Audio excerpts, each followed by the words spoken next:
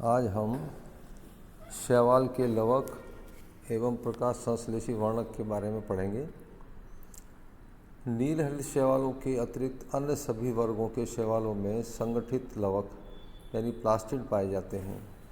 लवकों में क्लोरोफिल तथा अन्य प्रकाश संश्लेषी वर्णक उपस्थित होते हैं। लवक जीव द्रव में स्वतंत्र रूप से बिखरे हुए या भित्ति लग्न होते हैं। विभिन्न सदस्यों में लवकों की संख्या तथा आकृति व आमाप में भिन्नता डिफरेंस पाया जाता है। क्लेमाइडोमोनास में 1, जिग्निमा में 2, काराक्लेडोफोरा आदि में अनेक लवक उपस्थित होते हैं। इनकी आकृति प्यालेनुमा, चक्रीय, मेखलाकार, सर्पिलाकार, तारकरत, अनियमित अथवा जालिकावत होती है।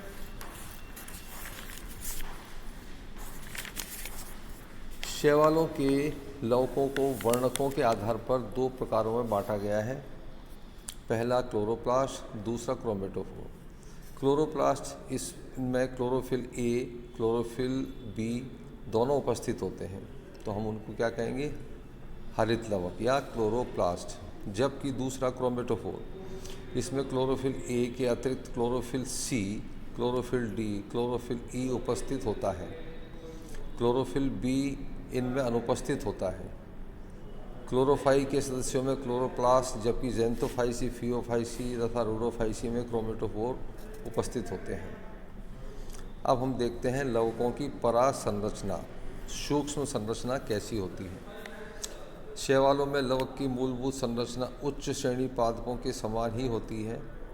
प्रत्येक लवक दोहरी लाइपोप्रोटीन कला द्वारा घिरा रहता है तथा इसमें भीतरी भाग में मैट्रिक्स तथा स्ट्रोमा भरा रहता है, द्रव्य भरा रहता है।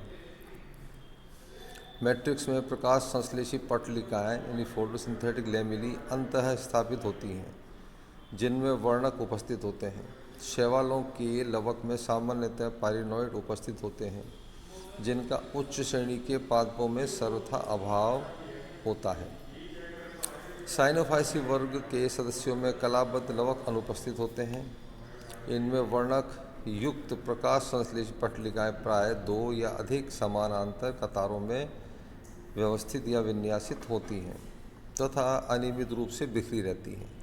प्रत्येक लैमेला एक चपटे लंबे थैले की भांति होता है, जिनमें यूनिट मेम्ब्रेन होती है। लैमेली एक दूसरे से 50 एंगस्ट्रॉम स्पेस द्वारा पृथक रहती हैं।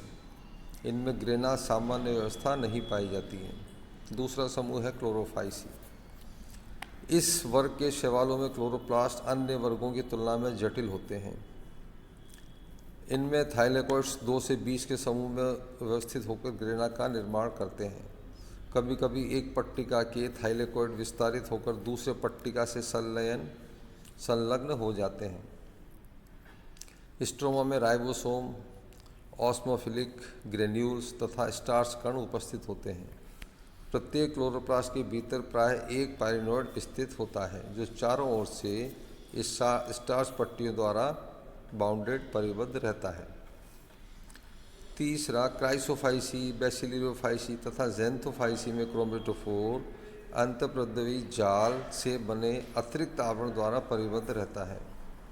इनके थाइलेकोइड बहुस्तरीय पट्टिकाओं में व्यवस्थित रहते हैं तथा इनकी सबसे बाहरी पट्टिका मेखला पट्टिका कहलाती है, जो भीतरी पट्टिकाओं को घेरे रहती है। ज़ैंथोफाइसी वर्ग के सदस्यों में पाइरिनॉइड अनुपस्थित, जबकि क्राइसोफाइसी तथा बैसिलियोफाइसी में पाइरिनॉइड उपस्थित होते हैं। फियोफाइसी में क्रोमेटोफोर झिल्ली पर अंतःप्रद्रवी जाल का आवरण उपस्थित होता है। थाइलेकोइड 2 से 4 के समूह में व्यवस्थित रहते हैं। इस वर्ग के क्रोमेटोफोर में भी मेखला पट्टिकाएँ पाई जाती हैं।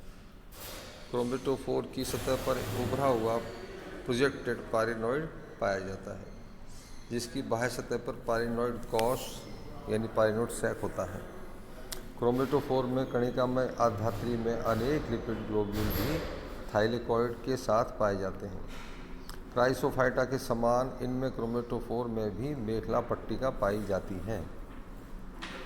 रोडोफाइसी वर्ग में क्रोमेटोफोर पर भी दोहरी झिल्ली का आवरण पाया जाता है तथा अतिरिक्त आवरण का अभाव होता है। इनके स्ट्रोमा में थाइलेकोइड नील हरित शैवालों के समान बिखरे हुए रहते हैं, अर्थात समूह में एकत्र होकर ग्रेना या बहुस्तरिक पट्टिकाओं का निर्माण नहीं करते। इस प्रकार लाल शैवालों में अन्य वर्गों की अपेक्षा आद्य यानी प्रिमिटिव प्रकार के लवक पाए जाते हैं। फ्लोरिडी उपवर्ग में पाइरिनॉइड उपस्थित होते हैं, जबकि बेगियोआइडी उपवर्ग में क्रोमेटोफोर पाइरिनॉइड युक्त होते हैं।